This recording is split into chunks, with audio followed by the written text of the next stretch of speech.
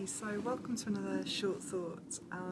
This time I wanted to focus on getting to know your voices, and this might seem like a really strange topic, but it's one that's close to my heart. If you'd have met me about a decade ago, the idea of getting to know my voices just wouldn't have scanned. It would be so out of step with what I wanted. I just wanted to get rid of them, not explore them in any way.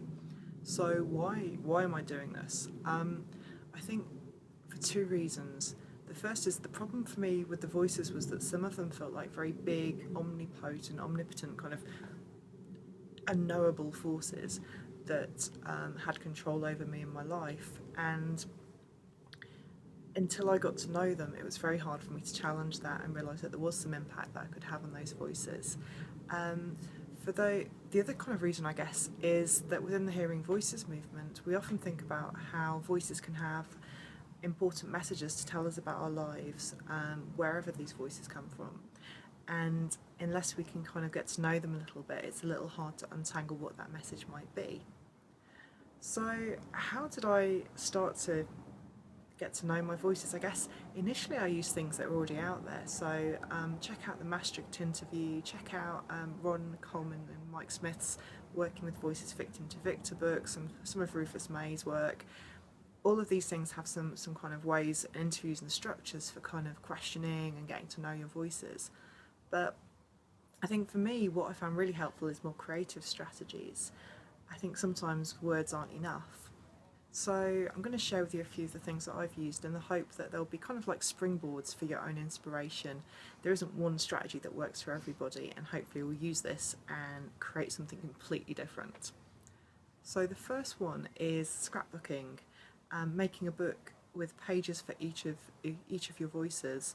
For me, this is like with each page, I focus on the voice and think about kind of what's that voice look like, what do they sound like, what kind of mental images do I get. Because I'm not so arty, I tend to use collages, so I'll get pictures off the internet or kind of draw pictures sometimes myself and try and capture the range of emotions and feelings and thoughts and words that come with that voice. So, for example, Blue, one of my child voices, she initially is very, very frightened, very, very scared, so you'd see that in the picture. But then if I listen more closely to her, she's also got a bit of fire, a bit of spunk. She's quite cheeky. She's quite caring. There's certain things that she likes that helps calm her down. There's certain things she doesn't like. So her collage will have all of that in. And then if you move to one of the voices that I find more difficult to listen to, so one of the not yets, initially their page was just kind of like hematite, just completely unpenetrable. It was kind of very hard to look at and so different from everyone else's pages.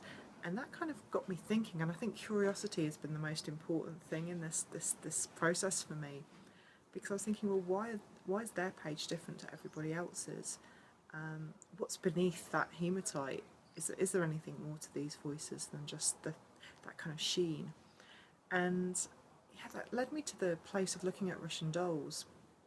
And the awesome thing about Russian dolls is you've got the outside layer, but if you open them up, you'll see something inside. If you open them up again, another doll inside that. And I started to think about the not yet voices and Russian dolls, and kind of if you've got the hematite on the outside, what's beneath that? And I draw this out, and beneath it there was fire and burning and pain, which was quite hard to bear actually. So this is why the coping strategies we'll do in the next short thought are so useful to help you kind of through that process and having some support. But then the next time I came back to it, I tried to look beneath that and focus on the voices and go, was there anything else there? And there was pain, and there was suffering, and there was fear, and there was a lot of other emotions that those voices held, not just the shiny kind of unknowable self. And I think underneath it, I found a little child who was terrified and just was really parroting back what had been told to them. So that's the scrapbooking. Something else I found really useful is to draw kind of a map, a visual representation of my system. You could do this with your family, and your friends, mapping out who is related to who, kind of what the relationships are like, are people nearer, further apart, and this is something I do with all my voices. So I'll start with me in the centre, and then choose one of my voices and think, well, how does that voice relate to me? Are they near? Are they far? Then the next, does the next voice relate to both of us? Are they close to the voice? Are they closer to me? Are they on another page because no one wants to talk to anyone? And slowly you kind of build up this picture where you've got some voices that might be behind walls, some voices that are hiding in the corner, some that are kind of looking after each other or looking after me, and it becomes this kind of this more becomes kind of more clarity, I guess. The thing about hearing many voices is that it can become very messy. You're not sure what you're doing. It's very hard to focus on one voice in particular. By actually mapping this out, it's helped me kind of exercise some control over which voice I listen to, but also some understanding of how this all works. Right, the next and the last strategy I'm going to kind of share with you is kind of the check-in. So in hearing voices groups, we often kind of go around and just say, well, how's your week been? What's going on? Stuff like that. And I think for me, it's been really important for me to do that with my voices. The reason for this is that sometimes I kind of have this feeling that I can't really explain. I might be feeling dead, as if I'm not really real anymore. I might be experiencing some real anxiety when in my sort of outside world there seems like there's nothing to account for it. And what I found is often that one of the voices is holding that anxiety or that feeling, and unless I inquire about that, it's hard to kind of get to the bottom of it. So what I'll do, if there's something like that that comes up, or there's some bereavement or some kind of situation at work that I'm struggling with, I'll step back and check in with everybody. I do this visually because it's hard to kind of like do it auditory, because you know there's just so much babble. So I will get a paper, I'll kind of draw a circle for everybody in my system, including me, as if they're all sitting around a table, and then I'll concentrate on each voice in turn and just think, well, what are they feeling, what are they thinking, what's the emotions, what kind of thing would they like to put in that circle, and then move on to the next and the next. And for those that don't want to take part or I can't connect with, that's fine. They have an empty bubble just for now.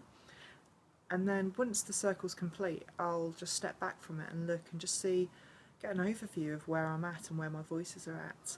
If there's one of the voices that are particularly distressed, I might want to connect with those and kind of, like you would a child, perhaps do something very comforting or have a chat with that particular voice.